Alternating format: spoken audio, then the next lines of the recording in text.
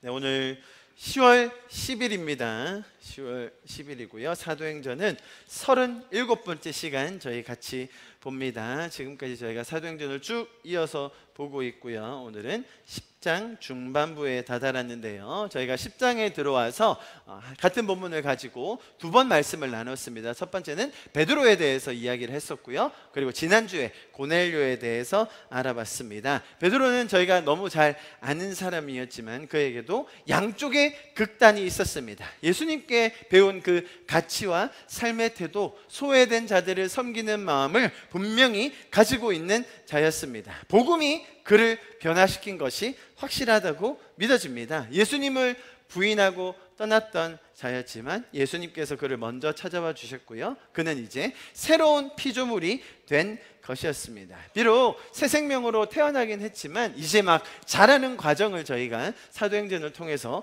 보고 있습니다. 정말 실수도 많았고요. 그 안에 느껴지는 베드로의 교만함 혹은 특권의식 저희가 많이 봤었습니다. 그럼에도 불구하고 그 지지난주에 봤던 본문에서는 무두장이의 집에 머문 베드로의 모습을 저희가 함께 봤었죠. 그 무두장이는 유대인들이 굉장히 부정하다고 여기는 직종이었고 또 그런 사람이었습니다. 해변가에 머물고 있는 집이었습니다. 베드로는 그곳까지 직접 찾아가서 그와 함께 유숙하는 모습, 즉 예수님께서 세리와 창기들과 함께 먹고 마시며 그들과 대화했던 바로 그 모습을 베드로의 삶에서 볼 수 있었습니다. 그런 선한 모습이 있었던 반면 또 어떤 모습도 있었어요? 하나님의 마음, 그 고넬료로 대표되는 이방인들에게도 이 복음이 가야 한다는 그 하나님의 마음은 전혀 이해하지 못했었죠. 오늘 그 장면을 보게 될 텐데요. 다음 주까지 이어서 저희가 보겠습니다. 여러분, 예수님의 가르침이 베드로의 삶을 보면서 헛되지 않았구나, 성령님께서 일하고 계시구나, 이런 사소한 하나하나가 베드로의 삶에서 묻어나고 있구나 라는 것을 저희가 베드로의 모습을 통해서 보고 있고요. 또 저희가 그것을 통해 감동을 받습니다. 여러분, 우리의 삶은 어떤 한순간에 큰 변화도 있을 수 있지만 사실 예수님께서 베드로에게 보여주셨던 그런 작은 가르침, 사소한 생활의 하나하나가 이렇게 베드로의 삶에 묻어나는 것을 보며 저희도 함께 격려를 받는 것 같습니다. 이렇게 일주일에 한 번 모여서 목사가 앞에 서서 1시간 연락에 떠든다고 한들 우리의 삶이 변화됩니까, 여러분? 제가 말을 잘하고 못하고에 달린 것이 아니라 저는 하느님의 말씀이 우리를 변화시킨다고 믿습니다. 저는 이것밖에 우리의 삶을 변화시킬 수 있는 것은 없다고 확신합니다. 여러분이 이 교회 그래도 어느 정도 다니시면서 정말로 하나님에 대한 마음, 하나님이 어떤 분이신지, 우리의 신앙이 어때야 하는지, 우리의 삶이 어떨 수 있는지에 대해서 많은 변화가 있었다고 저는 개인적으로 믿습니다. 우리 부산하나교회에서 신앙생활을 하시면서 지금까지 가져왔던 우리에게 명령만 주시고 혹은 우리를 닥달하시거나 우리가 조금이라도 잘못하면 우리를 내치시거나 하나님께서 우리를 닥달하시는 그런 모습이 아니라 정말 진정한 은혜의 하나님이 어떤 모습인지를 저희가 배워가고 있음에 너무 감사합니다. 또 다른 한 가지 예로 제가 한번 나눠 드렸었는데요. 저희 학교에서 계속 캠퍼스 채플하고 있습니다. 사실 거기에서 제가 설교하면요 정말 답답합니다. 왜냐하면 코로나 시작하고 캠퍼스 채플이 시작됐잖아요. 그래서 다 마스크 끼고 있고요. 저희는 좀 이렇게 가깝잖아요. 그래서 눈빛도 보이는데요. 거기는 워낙 넓어가지고 300석이고 이렇게 올려다봐야 되니까, 그리고 다 뒤에 앉아요. 안 믿는 사람들 워낙 많아가지고 마스크 끼고 그냥 팔짱 끼고 그래 어떻게 하나 보자 하는데 쉽지 않습니다, 여러분. 또 더군다나 제가 한글 영어로 섞어가면서 하잖아요. 근데 저도 무슨 말 하는지 모르겠어요. 한글로만 쭉 전달해도 여러분 이렇게 논리적으로 사람의 마음에 그 생각이 딱 들어올 수 있도록 복음을 전한다? 쉽지 않은데요. 한글 한 문장, 영어 한 문장 하는 게 보통 일이 아니에요. 제 능력을 벗어나는 일입니다. 그래서 매주 설교할 때마다 참 답답함이 있어요. 좀 더 잘 전하고 싶은데, 좀 더 설득력 있게, 조금 더 논리적으로 저 친구들한테 복음을 전해주고 싶은데 이게 잘 되는지 안 되는지 아무도 아멘도 안 하고요. 아무도 끄떡거리지도 않아요. 제가 막 몸을 불살라 농담을 해도요 아무도 웃어주지도 않습니다. 도대체 뭘 하는 건지 답답할 때가 많은데요. 이번 주 처음으로 지금까지 한 번도 교회를 나가본 적이 없었던 완전 불신자, 가정에서 태어난 그런 박사님 한 분이 예수님을 믿게 되어서 간증을 하게 되었어요. 참 그게 여러분 이렇게 교회를 옮겨가거나 또 뭐 옛날에 교회를 오래 다녔다가 떠났던 사람이 다시 돌아오는 그런 스토리 많지만, 정말로 한 번도 복음을 들어본지 못했던 사람이 이런 체프를 통해 FNC를 통해서 계속 정기적으로 참석하다가 참 또 인생에 우여곡절이 많지 않습니까? 그 형제님도 큰 사고를 당했어요. 그 와중에 뭐 어떻게 하겠습니까? 의사가 반신불수 될 수도 있다고 하니까 계속 옆에서 도왔던 그 형제님들과 참석했던 예배를 생각하면서 또 그 옆에 형제님들이 너무 잘해주셨어요. 진정으로 기도해 주시고 돌봐주셨던 그런 과정을 통해 예수님을 믿게 되고 이번 주에 간증했어요. 얼마나 감격인지 모릅니다. 여러분, 예수님께서도 아마 동일한 마음이셨을 것 같아요. 예수님께서도 이 제자들 3년 반 동안 그렇게 열심히 돌보고 했으나 변하는 게 하나도 없었습니다, 여러분. 그런데 오늘 장면에서 무두장이 집에 유숙하는 베드로의 모습을 통해 이렇게 조금씩 우리가 나누는 이 말씀, 또 우리가 섬기는 이 섬김의 모습, 우리의 삶의 모범들이 헛되지 않구나라는 것을 발견하게 됩니다. 여러분, 두 가지 다 기억하셨으면 좋겠습니다. 이 말씀을 통해 우리의 삶이 변화되는 것입니다. 동일하게 또 우리의 이런 작은 섬김을 통해 우리 주변에 나의 가족부터 또 나의 친구들, 직장 동료들, 주변의 사람들이 변화하는 그런 놀라운 역사를 우리가 함께 경험하게 될 것을 기대합니다. 여러분, 마찬가지로 베드로의 삶에도 그런 변화들이 일어나고 있는 것을 저희가 보고 있습니다. 참 감격적인 거예요, 여러분. 저희가 복음서를 그렇게 많이 봐왔지만 저희 80번 넘게 봤나요? 베드로의 진정성 있는 회개하여 변화된 모습 한 번이라도 있었습니까? 정말 눈 씻고 찾기가 어려웠는데요, 이제 사도행전 37번째쯤 오니까 드디어 보는 것 같아요. 너무 감격적입니다. 여러분, 우리의 삶에도 그런 닮아가는 과정, 또 변화되는 과정, 우리 주변에 영향력이 선하게 끼쳐지는 과정들 함께 볼 수 있기를 축복합니다. 자, 베드로를 지금 잠깐 살펴봤습니다. 고넬료는 어떤 사람이었습니까? 고넬료는 의인이라고 불렸습니다. 아주 그 신심이 누구보다도 특출했던 사람이었습니다. 제가 지난주에 아주 자세히 설명드렸습니다. 그걸 다 반복하진 않을 거예요. 오죽하면요, 유대인들에게 아주 칭송을 받을 정도였습니다. 오늘 본문 22절에 이렇게 나와 있죠. 그들이 대답하되 백부장 고넬료는 의인이요, 그 제자들 부하들이 볼 때 의인이었다는 겁니다. 하나님을 경외하는 사람이에요. 여기서 말하는 하나님은 우리가 말하는 야훼 하나님이 아니었습니다. 신을 경외하는 그런 사람이었습니다. 심지어 어떻게 해요? 유대 온 족속이 칭찬하더니. 여러분, 이 고넬료라는 사람은 이탈리아 부대, 지금 로마 지역에 머물고 있는 용병이었습니다. 이 군대의 역할은 그 지역의 사람들을 휘어잡아가지고 아무런 소동이나 문제가 없게 하는 그런 역할을 하는, 그런 감독을 하는 사람들이었습니다. 그런 악역을 맡고 있는 부대의 장교였던 고넬료의 삶을 볼 때 그 지역 사람들, 괴롭힘을 당해야 마땅한 사람들에게 존경을 받았다? 참 신심이 대단하고 종교심이 뛰어난, 더군다나 삶의 행동마저도 정말로 탁월했던 그런 사람이었습니다. 그러나 제가 지난주에 설명드렸던 것은 그런 탁월한 종교성과 인간관계에도 불구하고 그것이 천국의 삶으로 인도해 주는가? 여러분, 그러지 않다는 것을 저희가 지난주에 살펴봤습니다. 여러분, 사람들은 보상을 위해 행동합니다. 고넬료도 마찬가지였습니다. 구원을 얻어내기 위해 더 많이 기도해야죠. 좀 더 나은 결과, 그것이 사후이건 아니면 지금 이 땅에서의 삶이건 간에 저주를 피하고 복을 얻어내는 길, 그 중에 몇 가지를 잘 실천하고 있었던 사람이 바로 고넬료였습니다. 너무나 당연히 여겨지는 인과응보의 원리, 또 종교에서 말하는 선행의 가치를 잘 지키던 자가 바로 고넬료였습니다. 여러분, 하나님을 믿는 우리 기독교 성도들은 완전히 다른 접근을 합니다. 우리는 더 나은 결과를 만들어내기 위해, 얻어내기 위해 신앙생활하는 것이 아닙니다. 불안한 미래, 불확실한 미래에 대한 두려움에 기인하여 선행을 하는 것이 아니에요.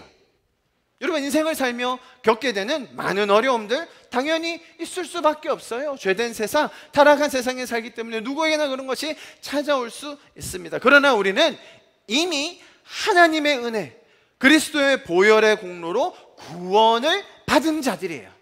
내가 자격이 돼서 공로가 있어서 그럴 만한 행동을 해서 그것을 쟁취한 것이 아닙니다.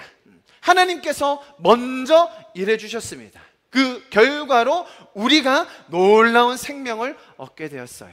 이 생명을 가짐으로 인해서 우리는 하나님과의 인격적인 관계를 맺을 수 있게 되었고, 그것이 우리가 말하는 천국의 삶인 거예요. 비록 이 땅에서 죄된 세상, 죄된 시스템으로 인해 많은 어려움, 갈등들, 그런 문제들을 겪을 수밖에 없죠. 그럼에도 불구하고 우리는 하나님과의 인격적인 관계에서 오는 그 천국의 기쁨을 이미 가졌기 때문에 이 죄된 세상에서도 그것을 누리고 나눌 수 있는 자들이 된 줄 믿습니다. 그것이 우리가 성도된 특권이요, 우리의 삶을 향유할 수 있는 그런 기쁨인 것입니다. 어떤 대가나 보상이나 상급을 바라고 섬기고 일하는 것이 아니라 이미 다 가진 자들이기 때문에 마음껏 사랑하고 끝까지 섬길 수 있는 것이 저와 여러분인 줄 믿습니다. 그래서 이런 고넬료의 접근이 아니라 뭔가를 얻어내기 위한, 구원을 더 확증받기 위한 몸부림이 아니라 이미 우리 안에 있는 이루어진 이 천국을 살아내고 또 더 나누는 것. 여러분, 이것이 정말 하나님께서 이 베드로의 삶과 고넬료의 삶을 통해서 우리에게 보여주고 있는 메시지라고 믿습니다. 아무리 열심히 해도 되지 않는 그 고넬료를 먼저 찾아가 주신 하나님, 그죠? 그가 열심히 해서가 아니라, 그가 선행도 많이 하고 기도를 열심히 했기 때문에 찾아가 주신 것이 아니라, 그런 불쌍한 그의 삶을 긍휼히 여기시고 먼저 찾아가 주셨다. 여러분, 그것을 저희가 지난주까지 배웠습니다. 자, 10장 초반부가 그렇게 고넬료와 베드로에 대한 이야기를 제가 정리해 드렸는데, 전반부에서는 고넬료가 봤던 환상에 대해서 저희가 이야기를 했었고요. 오늘 본문은 이제 베드로의 환상으로 장면이 전환됩니다. 자, 이 장면을 충분히 이해하기 위해서는 오늘은 조금 어려운 내용들을 다뤄야 되는데, 어렵다기보다는 구약과 신약을 좀 왔다 갔다 하면서 전체적인 내용을 이해해야 할 것 같아요. 그래서 좀 잘 따라와 주시면 좋겠습니다. 오늘 읽었던 본문 좀 다시 한번 읽어볼까요? 9절요. 시작. 이튿날 그들이 길을 가다가 그 성에 가까이 갔을 그때에 베드로가 기도하려고 지붕 위에 올라가니 그 시각은 제6시더라. 아멘. 자, 이 장면을 보시면 베드로는 어떤 사람, 어떤 이미지로 비춰지고 있습니까? 여러분, 고넬료가 항상 기도했다고 했지요. 그리고 선행 많이 했다고 했습니다. 베드로가 거기에 뒤지지 않는 열심 있는 사람입니다. 지금 현재 무두장이 시몬의 집에 있습니다. 그럼에도 불구하고 유대인들은 하루 3번 정해진 시간에 기도했습니다.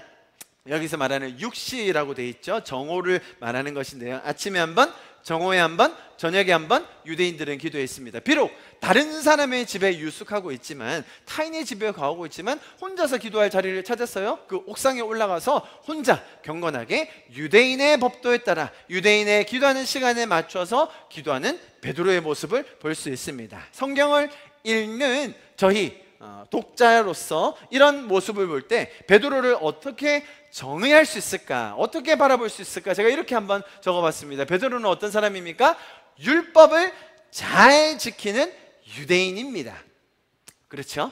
지금 이 구절만 딱 볼 때, 베드로는 유대인이고 그냥 유대인이 아니라 정말 그 하나님께서 주신 율법을 잘 지켜내는 유대인이다 라는 것을 저희가 충분히 이해할 수 있죠. 자, 이 말 속에 담긴 의미를 저희가 좀 잘 살펴봐야 됩니다. 하나씩 짚고 넘어갈 텐데요. 첫 번째, 율법을 잘 지키는 유대인입니다.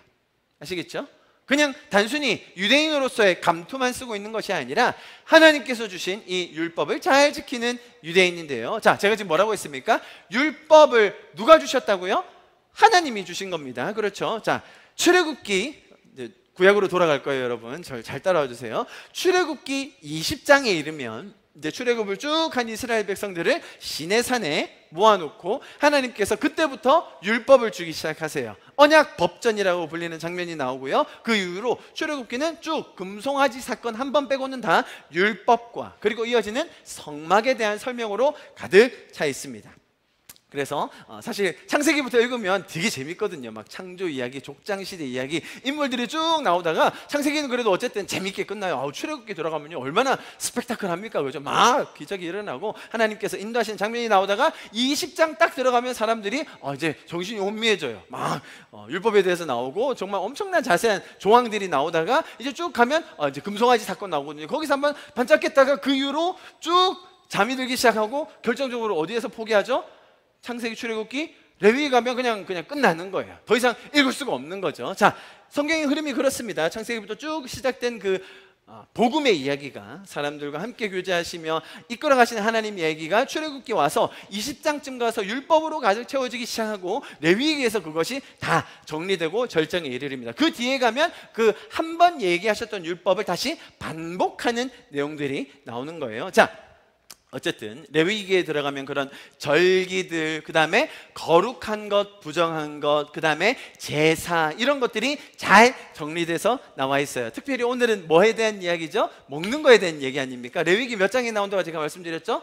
젓가락 2개 기억하시면 됩니다. 11장에, 레위기 11장에는 먹는 것에 대한 어떤 것은 정결한 것인지 어떤 것은 부정한 것인지가 잘 나와 있다고 설명드렸어요. 자, 일단 기본적으로 이렇게 하나님께서 주신 율법이 있다. 그 율법을 어떻게 하는 사람이라고요? 잘 지키는 자가 베드로라는 거예요. 이렇게 하나님이 주신 율법을 잘 지키는 사람이다? 기본적으로 그렇다면 베드로는 좋은 사람입니까? 나쁜 사람입니까? 좋은 사람이죠. 하나님이 주신 율법을 그대로 있는 그대로 잘 지킨다? 우리는 그렇게 생각할 때가 많아요. 그러면 당연히 하나님이 주신 율법을, 하나님께서 지키라고 하신 것을 잘 지키고 따르니까 베드로 잘하는 것 아닌가? 라는 생각과 동시에 오늘 장면에는 어떤 충돌이 일어나요? 하나님이 뭔가 바꿔서 말하는 것 같은데, 일단 말하는 분이 하나님이시니까 그 말을 거역한다? 베드로가 믿음이 없나? 순종을 못하나? 이해를 못하나? 왜 이러지? 라는 사실 혼란이 들어야 정상이에요. 베드로 입장에서는 말할 것도 없고요, 우리 입장에서도 그렇다면 베드로는 하나님이 하지 말라고 하신 것을 안 하는 건데 하나님은 지금 왜 이렇게 이야기하시지? 그리고 우리가 지금까지 들어왔던 건 베드로가 그 이방인들을 품는 마음이 없어서 이렇게 못하고 있다? 그렇게 단순하게 이야기하고 정리하기에는 사실 이스라엘 백성들의 역사와 지금 베드로가 가지고 있는 이 신학적 고착화된 개념이 너무너무 강하다는 것을 여러분 꼭 기억하셔야 돼요. 마지막으로 유대인이었습니다. 율법을 잘 지키는 이방인들 중에도 그런 사람이 있었습니다. 그 대표적으로 예를 들 수 있는 게 고넬료도 그 중에 한 명이 될 수 있다고 제가 지난주에 설명드렸어요. 완전한 유대인 개종자인지 반개종자인지 그거는 논란의 소지가 있지만 어쨌든 유대인이었습니다. 자, 베드로가 유대인이었다는 사실에 대해서는 제가 다음 주에 나눌 거예요. 베드로가 고넬료를 만나서 하는 설교를 들어보면 이건 뭐 요즘 인종차별 이거는요 뭐 저리 가라예요. 베드로가 고넬료를 면상에 두고 하는 설교는 인종차별은 저리 가랍니다. 근데 그 말을 듣고 변화되는 고넬료도 대단하죠. 아무튼 다음 주에 유대인에 대한 내용을 볼 거고요. 자, 일단은 베드로를 이렇게 좀 정리해 봤습니다. 하나님께서 환상 중에 베드로가 부정하다고 생각하는 음식들을 보여주시면서 먹으라고 하십니다. 자, 그런데 베드로 입장에서는 이 음식들은 자기가 평생 한 번도 먹어본 적이 없는, 먹을 생각도 못했던, 너무너무 부정하다고 멀리했던 음식들이었습니다. 가장 부정하다고 여겨지고 그거 먹느니 죽는 게 낫다라고 할 정도의 그런 터부시되는 일이었고 베드로는 그런 사람이었습니다. 자, 예를 들면 어떤 게 있을까? 우리나라에 좀 가장 가까운 예가 아마 단발령이라고 생각돼요. 기억나십니까 여러분? 상투를 두고 있었습니다. 근데 그거를 잘라내라고 했던 거예요. 유교 윤리가 일반 백성들 생활에 깊이 뿌리 잡고 있었던 것이 우리 조선시대 사회였습니다. 그래서 어떤 말을 했습니까? 신체, 머리털 혹은 살갗마저도 부모로부터 물려받은 것이기 때문에 감히 회상하지 않는 것이 효의 시작이다. 그것이 우리 민족이 가지고 있었던 그런 믿음이었어요. 그래서 머리를 길러서 상투를 트는 것은 인륜의 기본인 사람으로서 지켜야 할 가장 기본적인 덕목인 효의 시작이다. 상투를 트는 게 뭐라고요? 인간됨의 시작이다라는 거예요. 근데 그걸 자르는 게 뭐예요? 인간임을 포기해라라는 거예요. 네, 그때 당시 정부가 단발령을 내렸을 때 이유가 뭐였냐면 위생에 이롭고 작업에 편리하기 때문이다. 말은 되죠. 머리 길어가지고 무겁게 있으면 여름에 덥고요. 위생상으로도 좋지 않기 때문에 그렇게 강제적으로 명령을 했어요. 당대 유림의 거두 최익현을 정부에서 잡아들여 투옥한 뒤 그런 정부의 명령을 보여주면서 단발령을 하려고 했을 때 그가 했던 말, 내 머리를 자를 수는 있을지언정 머리털은 자를 수 없다. 여기는 안 돼. 여기를 잘라 차라리. 그 정도로 목숨을 건 어떤 가치가 있었다는 거예요. 지금으로 말하면 전혀 그게 먹히지 않지만 그 시대와 문화와 그들의 삶 자체가 그것이 너무 중요했기 때문에 그런 명령을 내린다? 상상도 못할 일이었다는 겁니다. 차라리 내 목을 자르지 머리를 자를 수는 없다라는 거예요. 베드로가 딱 이런 느낌이었어요. 내가 그거 먹을 바에 차라리 죽어버리지, 그거 먹고 부정해져서 하나님의 백성에서 떨어져 나가느니 차라리 내가 그걸 먹지 않겠습니다 라고 말할 수준의 사람이 베드로였다는 겁니다. 이해하시겠죠? 단순히 그거 먹었으면 아이고 부정해, 아이고 그거 어떻게 정도가 아니라 아예 그 민족성 자체, 내 정체성 자체를 말살시켜 버릴 정도의 그런 느낌이 바로 지금 이 환상에서 나오는 먹을거리였다는 겁니다. 베드로의 심정을 조금 이해하시겠죠? 자, 이 정도의 베드로이니까 더 이상 어떤 설명을 더해서 이를 설득시킬 수 있을까요? 자, 오늘은 먹는 이야기잖아요. 제가 아주 먹는 걸 좋아하지 않습니까? 그래서 성경에 나오는 이 먹는 거에 대한 하나님께서 주신 설명을 좀 훑어볼 거예요. 자, 문제는 뭐냐면 지금 하나님께서 먹는 거 가지고 베드로의 개념을 바꾸어 주시려고 하는데 창세기부터 쭉 이어지는 이 성경의 흐름 속에서 하나님이 먹는 것에 대한 기준을 몇 번 바꾸세요. 자, 처음에 어떻게 우리에게 이야기해 주셨냐면요, 창세기 1장 29절 우리 같이 한번 읽어볼까요? 시작. 하나님이 이르시되 내가 온 지면에 씨 맺는 모든 채소와 씨 가진 열매 맺는 모든 나무를 너에게 주노니 너희의 먹을거리가 되리라. 자, 처음에 창조하셨을 때는 주로 우리의 주된 먹거리가 뭐였습니까? 식물이었죠. 자, 그런데 언제부터 우리가 고기 먹기 시작합니까? 9장에 같이 읽어봅니다. 시작. 그 모든 산 동물은 너희의 먹을 것이 될지라 채소같이 내가 이것을 다 너희에게 주노라. 그러나 고기를 그 생명되는 핏째 먹지 말 것이니라. 자, 어떤 사건 이후입니까? 홍수 사건 이후에 아무래도 식물이 없어졌을 것 아닙니까? 이전보다 훨씬 줄어들었겠죠. 그 상황 속에서 하나님께서 이제 동물을 육식을 해도 된다, 육식도 해라 라는 어떤 허락하시는 말씀을 주십니다. 자, 이해하시겠죠? 그래서 그런 먹거리들이 쭉 진행되어 왔어요. 자, 그런데 우리가 기억해야 될 것은 창조 때부터 이 쭉 이어지는 과정 이르기까지 어떤 것은 부정하니 먹지 말고 어떤 것은 정하니 먹어도 된다, 이런 말씀은 안 하셨어요. 홍수 사건 때 부정한 동물, 정한 동물을 정해주긴 하셨습니다만 노아가 그걸 스스로 구분할 수는 없었어요. 하나님께서 직접 동물들을 오게 하셨거든요. 그래서 태우셨습니다. 그걸 통해 어느 정도 감은 잡았지만 그것을 정확하게 구분하셔가지고 요건 먹어도 돼, 요건 먹지 마 라는 설명을 하시진 않았어요. 자, 그런데 어디에서 그게 나온다고요? 레위기 11장. 이제 안 까먹으시겠죠? 젓가락입니다. 11장에서 어떤 동물은 정하다, 어떤 동물은 부정하다 라는 것을 정해주세요. 제가 한번 예를 들어볼까요? 아마 많이 들어보셨을 건데요. 첫 번째, 땅의 짐승, 육식에서 짐승, 예를 들면 포유류겠죠. 어떤 동물은 먹어도 됩니까? 굽이 갈라지고 되새김질 하는 동물, 대표적으로 뭐가 있죠? 소가 있지 않습니까? 소, 양, 염소, 사슴 등이 있습니다. 부정한 짐승은 어떤 짐승입니까? 굽이 갈라지지 않았고 되새김질 안 하는, 예를 들면 어떤 거요? 우리가 너무 좋아하는 돼지, 그 다음에 토끼 뭐 이런 거 드시면 안 되는 거예요. 아시겠죠? 자, 물고기는 어떤 것만 먹어야 됩니까? 비늘이 있고 지느러미가 있는, 예를 들면 어떤 게 있어요? 비늘이 있고 지느러미가 있는, 뭐 많이 있죠. 많이 있습니다. 그런데 비늘이 없고 지느러미 없는 것 중에 우리가 너무 좋아하는 게 뭐가 있죠? 장어. 장어는 드시면 안 돼요, 여러분. 너무 속상해요 지금. 너무 마음이 어려워. 고등어 뭐 이런 거 드시면 안 돼요. 자, 새는 어떤 거를 먹을 수 있을까요? 먹지 말아야 할 것만 정리되어 있는데요. 예를 들면 맹금류를 먹지 말라고 되어 있는데 제가 궁금해서 쭉 찾아보니까 여기에 한 가지 또 비밀이 있었어요. 보세요. 새들 가운데 너희가 피해야 할 것은 이런 것들이다. 그런 것들은 피할 것이 너희가 먹지 말아야 한다. 곧 독수리, 대머리 독수리, 물수리, 매, 송골매 종류, 모든 까마귀하고 종류, 타조, 속독새, 갈매기, 새, 매 종류, 올빼미, 가마우지, 따오기, 쇠물딱, 펠라컨, 느시, 학, 황새 종류, 후뚜띠. 마지막 박쥐가 있었네. 우한에서 박쥐를 먹어가지고 이걸 알았어. 안 먹었으면 어땠을까. 곤충도 나옵니다. 곤충 중에서는요, 뛰어 움직이는 곤충을 먹을 수 있는데 대표적으로 메뚜기가 있죠. 그래서 침례 요한이 뭐 먹었습니까? 석청과 메뚜기를 먹었지 않습니까? 메뚜기가 건강한 겁니다, 여러분. 자, 제가 여러 가지 유머러스하게 설명을 드렸습니다. 그러나 이스라엘 백성들에게는 이 말씀이 굉장히 심각한 내용이었습니다. 먹고 사는 문제잖아요. 어떤 걸 먹어야 될지 안 먹어야 될지 굉장히 조심스럽습니다. 지금 현재 그렇게 살고 있는 사람들이 있죠. 누굽니까? 유대인들과 이슬람들이죠. 그들 돼지고기 먹지 않습니다.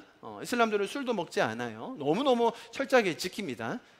뒤에서는 다 먹어요. 아무튼 그래도 돼지고기 정도는 굉장히 심각하게 다루죠. 돼지고기를 먹는다, 특별히 그런 라마단 기간이라든지 특히 유대 사회에서 그런 걸 먹는다, 굉장히 부정하게 봅니다. 인간 이하로 봐요. 심지어 유대인들, 이슬람들 중에 신앙심이 깊었던 자들은요, 기독교로 개종해도 절대 돼지고기 먹지 않아요. 그거 가지고 기독교인들과 좀 다툼을 할 때가 있어요. 이거 먹어도 된다, 하나님이 다 거룩하게 하신 거다, 그런 말을 하는 순간 관계가 굉장히 틀어집니다. 여러분, 절대로 이슬람이나 유대교에서 개종해서 크리스찬이 되신 분들한테는 돼지고기를 강요하면 안 돼요. 왜? 평생 그렇게 살아왔는데 그거 입에 안 들어가요. 정말 부정하다고 느껴요. 은혜로 정말로 완전히 구원을 받았음에도 불구하고 바꿔지지 않을 정도의 그런 심각한 음식이 있다는 거예요. 제가 레위기 11장을 조금 여러분에게 유머러스하게 설명드리긴 했지만 그들에게는 정말 죽고 사는 문제였어요. 아시겠죠? 자, 그렇다면 여기에서 우리가 의문을 가져야 합니다.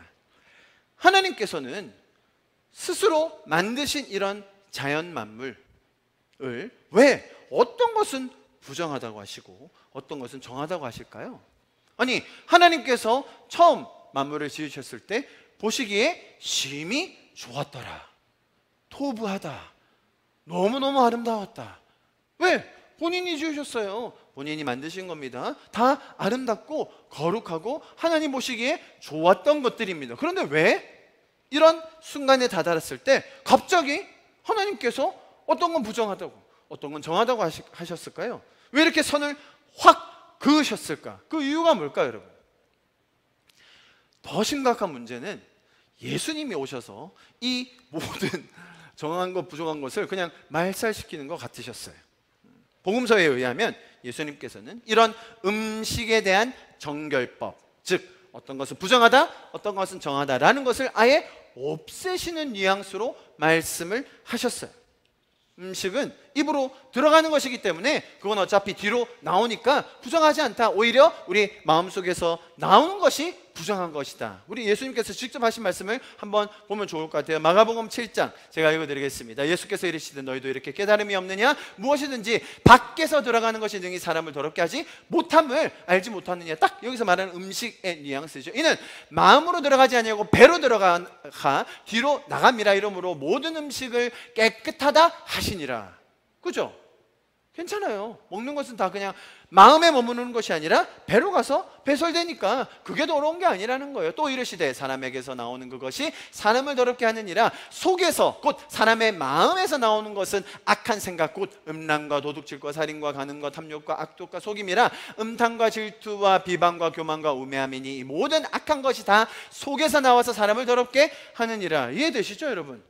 예수님께서 너무 명백하게 정리해 주셨습니다. 뭐가 부정하다 정하다 그런 건 없다. 오히려 너희 마음에서 나오는 생각들이 악하고 그것이 사람을 서로 더럽게 한다. 먹는 것 너무 신경 쓰지 않아도 된다. 자, 예수님께서 이렇게 말씀하셨기 때문에 너무 깔끔하게 정리가 됐습니다만 또 제가 이 먹는 것에 굉장히 진심인 편이지 않습니까? 오늘 성경 많이 볼 거예요. 먹는 거 중요합니다. 로마서 14장 믿음이 연약한 자를 너희가 받되 그의 의견을 비판하지 말라. 지금 아까 제가 말씀드린 딱 그런 거죠. 어떤 사람은 모든 것을 먹을 만한 믿음이 있고 또 믿음이 연약한 자는 채소만 먹느니라. 그런 거 가지고 자꾸 시비하지 말라는 거죠.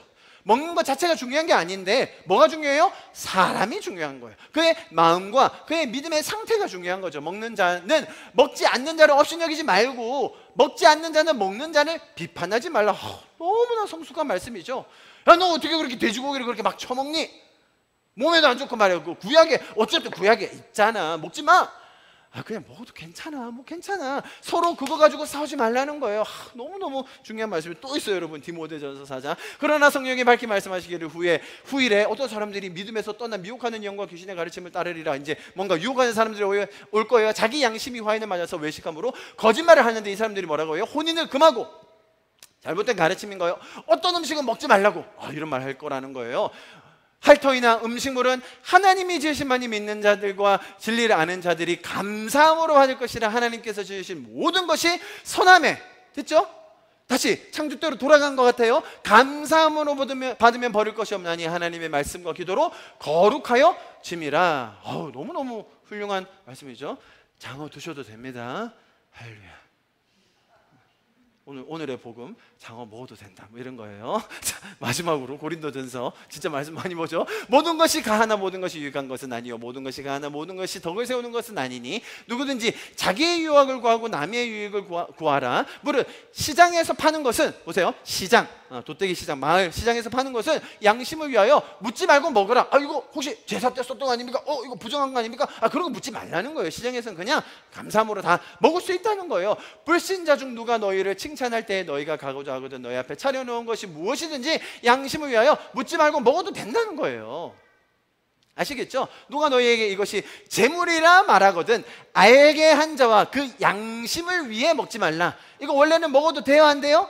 먹어도 돼요. 그런데 누구를 위해 먹지 말라고요? 저 사람이 연약하여서 내가 먹는 것 때문에 시험 받으면 먹지 말라는 거예요. 나는 장어 먹어도 됩니다, 여러분. 그러나 장어 먹는 저를 보고 시험에 받는 연약한 사람이 있으면 어떻게 하라고요? 제가 먹지 않을 용의가 있다는 거예요. 할렐루야. 얼마나 성숙합니까, 여러분? 내가 말한 양심은 너희의 것이 아니요 남의 것이니 어찌하여 내 자유가 남의 양심으로 말미암아 판단을 받으리요. 만일 내가 감사함으로 참여하면 어찌하여 내가 감사하는 것에 대하여 비방을 받으리요. 그런즉 너희가 먹든지 마시든지 무엇을 하든지 다 하나님의 영광을 위하여 하라. 제가 너무 먹는 것에 진심이라서 좀 길게 설명드렸습니다. 포인트는 뭐예요? 여러분, 이거 중요합니다. 이게 성경 전반에 있는 굉장히 중요한 주제고요. 그리고 심지어 지금도 많은 분들이 이것 때문에 다양한 주장들을 하시고 또 이것으로 서로를 비방할 때가 꽤 많아요. 너무 많습니다. 어떤 분들은요, 아까 말씀드린 그 구약 레위기 11장에 나오는 정한 것과 부정한 것에 대해서 영양학적으로, 생물학적으로 아주 쫙 분류를 해 놓으셨어요. 그리고 보니까 어때요? 이 부정하다고 말씀하신 이 생물들에는 먹으면 콜레스테롤이 올라가요, 여러분. 전혀 안 믿으시네. 진짜 이거 신빙성 있는데. 그리고 환경 호르몬이 굉장히 많아요, 여러분. 전혀 동의를 안 하시네.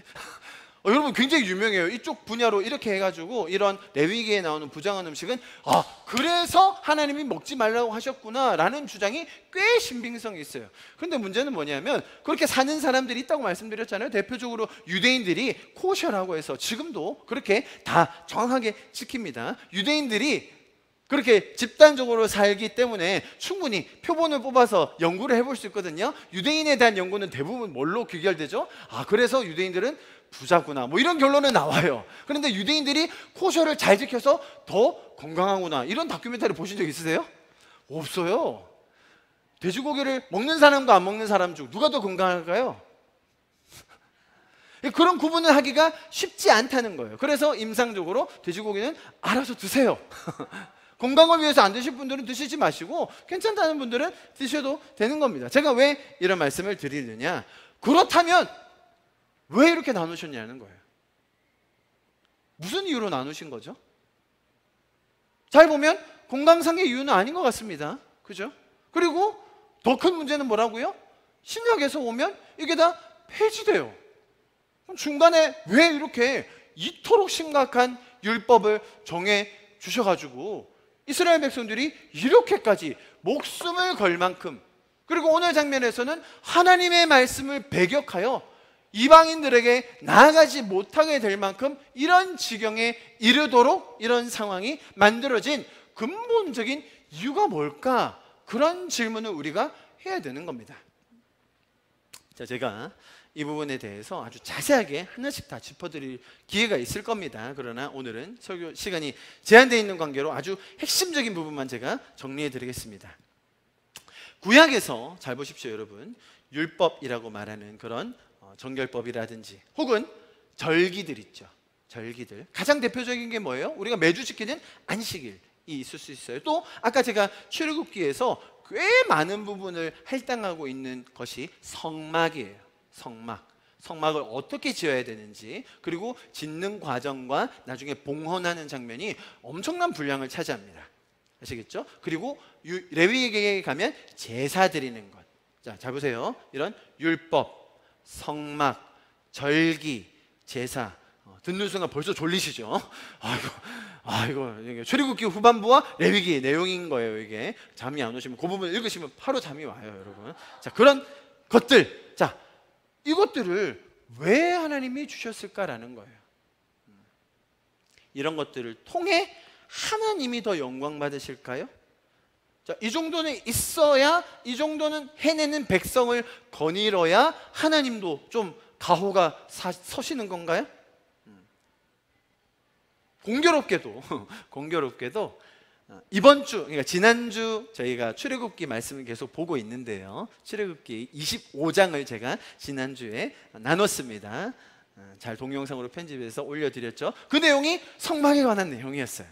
성막에 관한 내용이었는데 보셨는지 모르겠습니다만 제가 조금 정리해서 말씀드리겠습니다. 자, 성막을 하나님께서 굉장히 복잡하게 엄청나게 정교한 방식으로 지으라고 하셨어요. 심지어 거기 쓰이는 재료들이 뭐였습니까? 금, 은, 동, 각종 화려한 실들을 다 사용해서 지으라고 하셨습니다.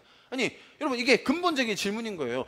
율법을 왜 주셨을까? 왜 성막 저렇게 만들려고 하셨지? 왜 뭔가 정하고 부정한 걸 왜 이렇게 나누셨지? 하나님이 지금까지는 뭐 거하실 곳이 많다가 이제 이렇게 부동산 과열을 보니 나도 거할 곳이 필요하겠네.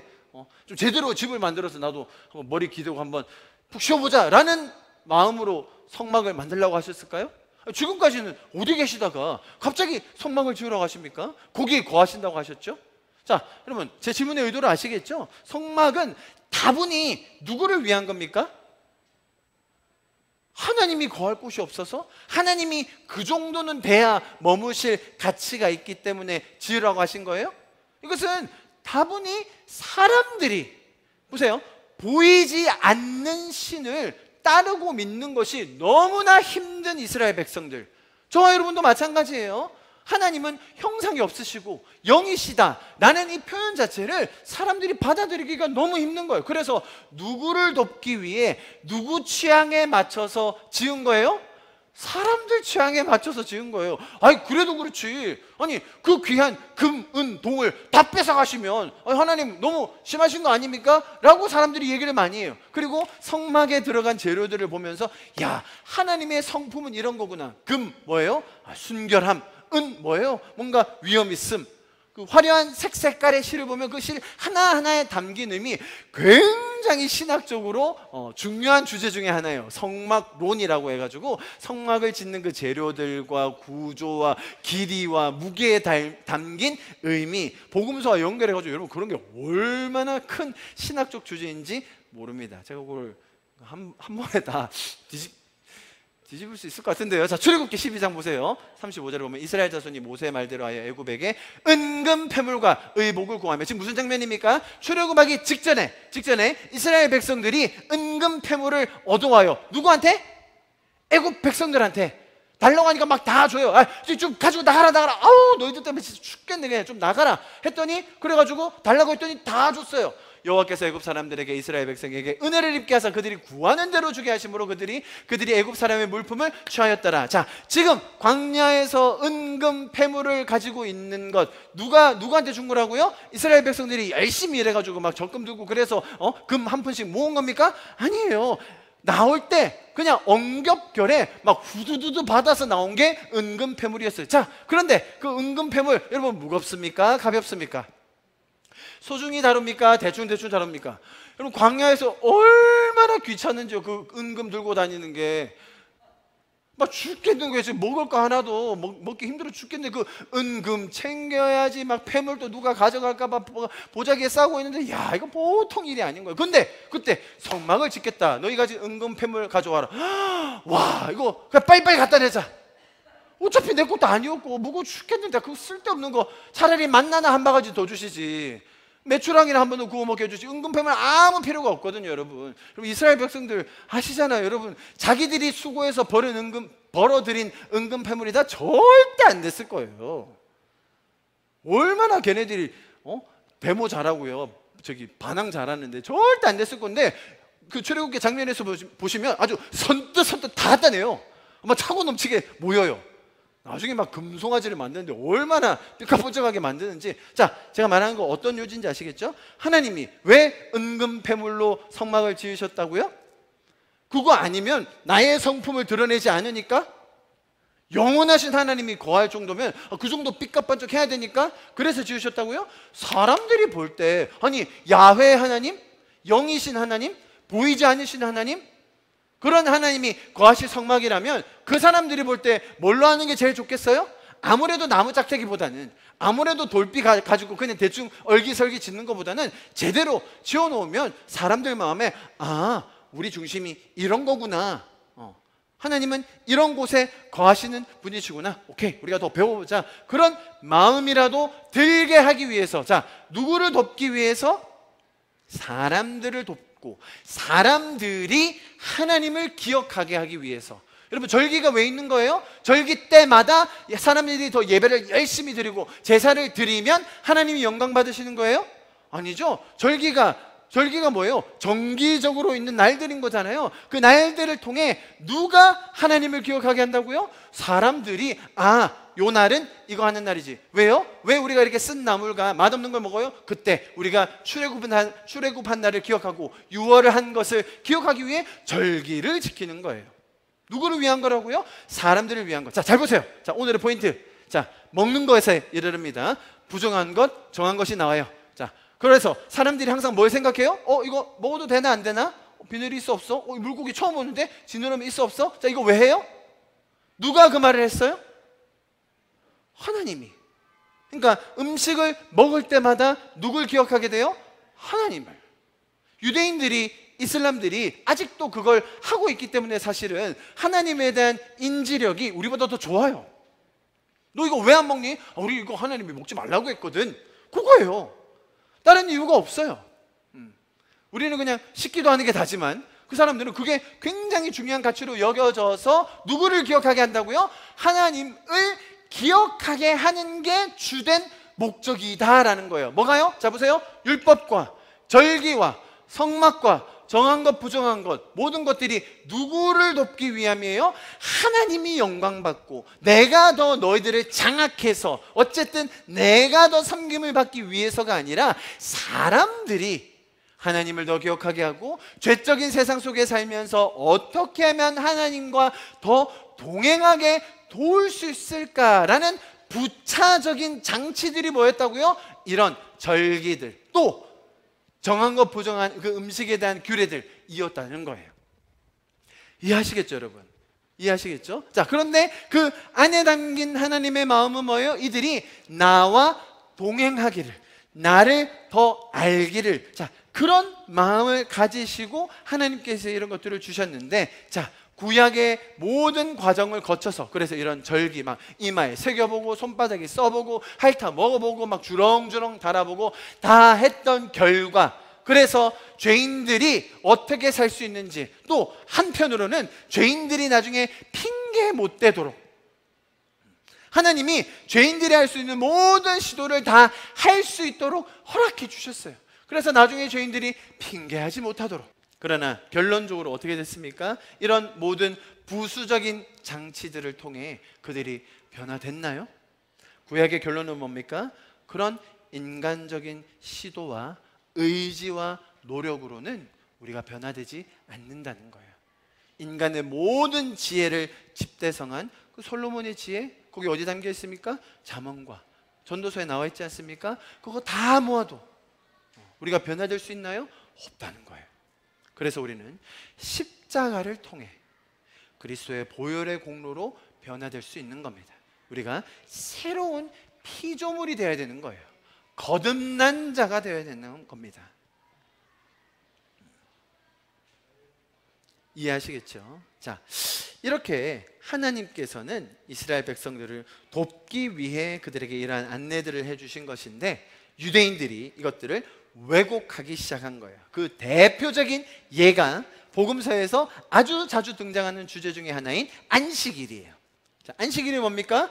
6일 열심히 일하고 7일째는 쉬어라. 안식일의 포인트는 뭐예요? 안식일에 뭐만 하면 돼요? 아무것도 안 하면 되는, 그러니까 가만히 있으면 되는 거예요. 너무너무 쉬워요. 왜 가만히 있죠? 6일 동안 내가 열심히 일했으나 7일도 일해야 할 것 같은데, 내가 일하지 않아도 우리의 삶에, 우리의 인생에 공급해 주시는 분, 인도해 주시는 분이 누구시라고요? 하나님이시라는 거죠. 6일 동안 만나가 계속 내릴 거예요. 그런데 하루만 모으면 되는 거예요. 왜? 그 다음날 내리기 때문에. 그런데 6일째는 어떻게 돼요? 이틀째를 거둬도 돼요. 그러면 썩지도 않아요. 왜요? 하나님이 이렇게 너희의 필요에 정확하게 맞게 공급해 주시고 인도해 주시다. 그것을 자각하기 위한 절기가 뭐예요? 안식일인 거예요. 그래서 뭐라고 말씀하셨다는 거예요? 아무 일도 하지 마라. 포인트가 뭐라고요? 일을 안 하는 게 목적이 아니라 뭐가 목적이에요? 하나님이 우리의 공급자 되심, 인도자 되심을 기억하라 라는 건데, 이게 어떻게 변질돼요? 일하지 말라고 하셨어. 어떤 게 일하는 거고 어떤 게 일하지 않는 거지? 자, 몇 걸음 걸으면 일이고 몇 걸음 걸으면 일이 아니지? 저처럼 지금 이렇게 땀을 흘리면 다 일이 돼요, 여러분. 유대인에게 저는 굉장히 잘못하고 있는 겁니다. 엘리베이터를 타는 거는 일이 아닌데요, 버튼을 누르면 일이 돼요. 농담이에요, 진짜예요, 여러분. 그래서 유대인들이 사는 아파트는 안식일이면 어떻게 돼요? 모든 층에 다 서요. 1층 서고 2층 서고 3층 서고. 그날 하루 종일 그렇게 계속 움직여요. 그러면 타기만 하면 되거든. 어쨌든 내 층에 갈 거예요. 시간 오래 걸리겠지만. 네? 그렇게 일하지 말라는 것의 포인트는 저쪽에 있는데, 이것을 왜곡하여서 변질시킨 게 누구라고요? 지금 베드로예요. 이해하시겠습니까? 정한 것, 부정한 것을 정하신 이유가 뭐라고요? 하나님이 계시지. 맞아. 우리 인생의 주인은 하나님이시지. 맞아. 만물을 창조하신 분이 하나님이시지. 오케이? 그것 때문에 이야기하신 건데, 자, 그 하나님께서 베드로를 직접 불러서 말씀하셨죠. 하나님, 우린 이거 먹으면 큰일 난다니까요.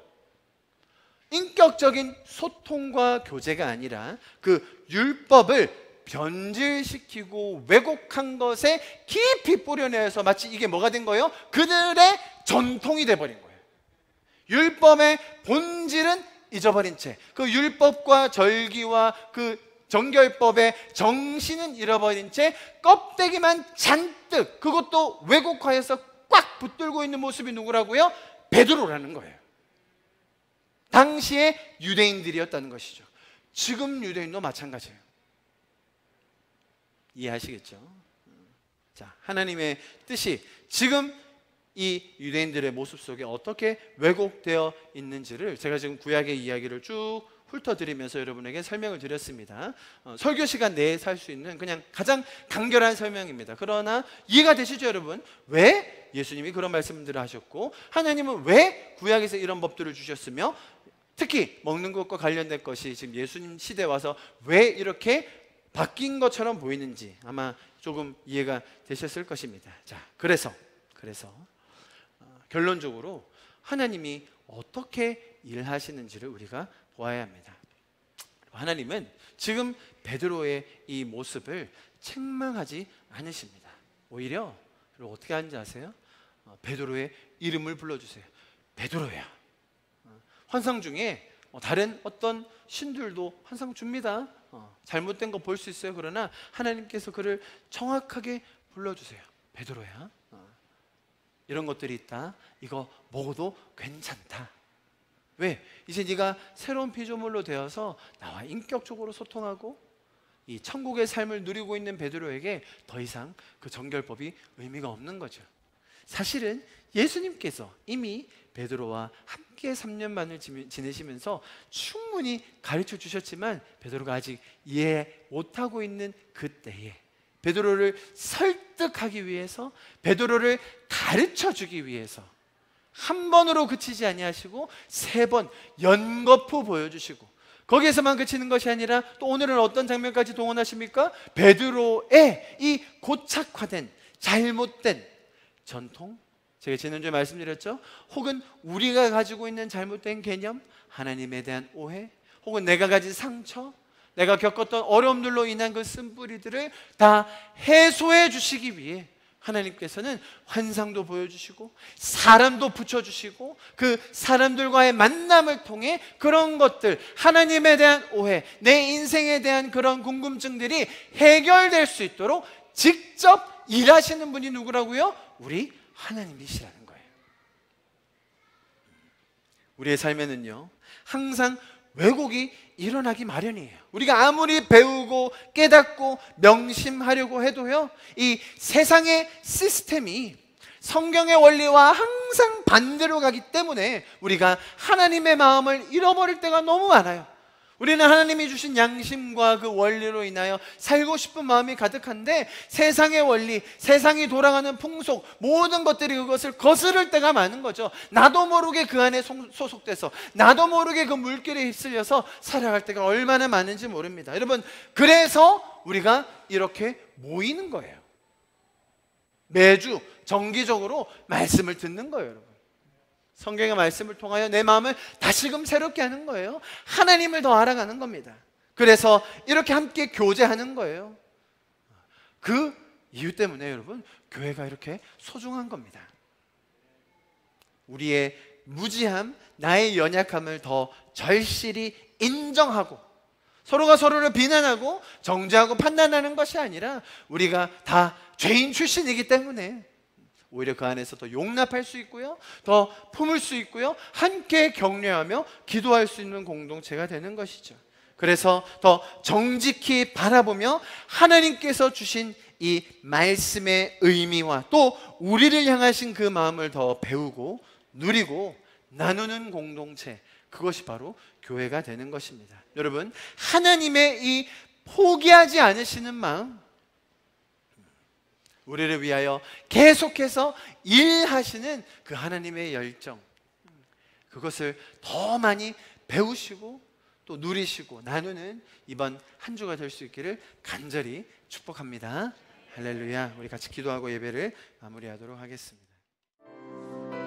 모든 상황 속에서 주를 찬양할지라.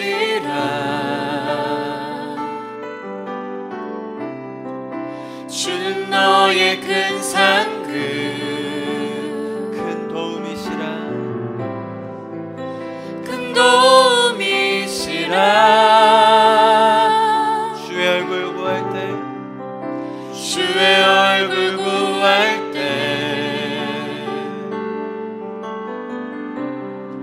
주의 영을 부으사 크신 사랑 안에서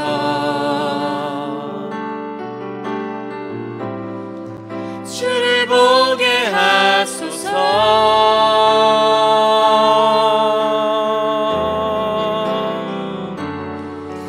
내 영혼이 확정되고 확정되어 사오니 믿음의 눈 들어 주를 바라봅니다.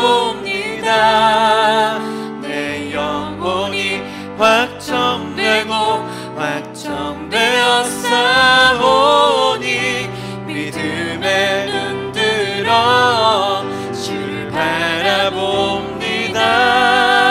내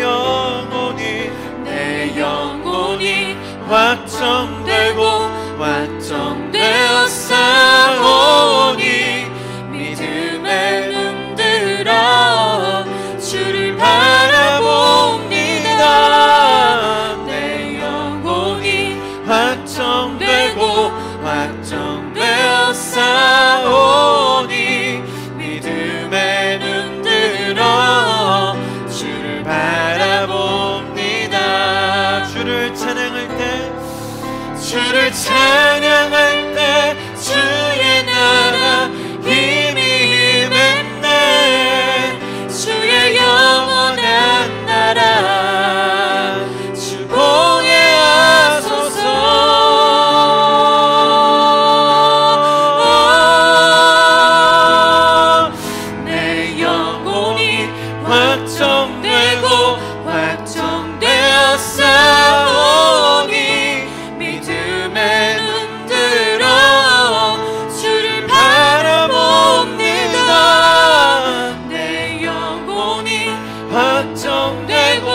확정되어 싸우니 믿음의 눈 들어 주를 바라봅니다.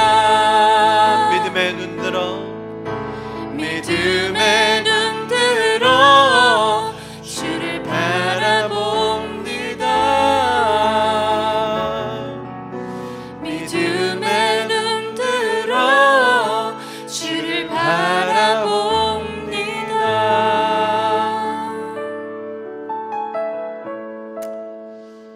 아무런 믿음 없이 소망도 없이 확신도 없이 살아가던 저희를 긍휼히 여기시고 먼저 사랑해 주셔서 구원해 주시고 은혜를 주시고 또 지금 이렇게 고백할 수 있는 믿음을 더하여 주신 주님 감사합니다. 나의 열심과 나의 노력과 나의 수고가 아니라 그 주님의 긍휼하심과 은혜, 그 사랑하심으로 인해 지금 이 자리에 우리가 함께 예배하고 있음이 얼마나 감격인지 모르겠습니다.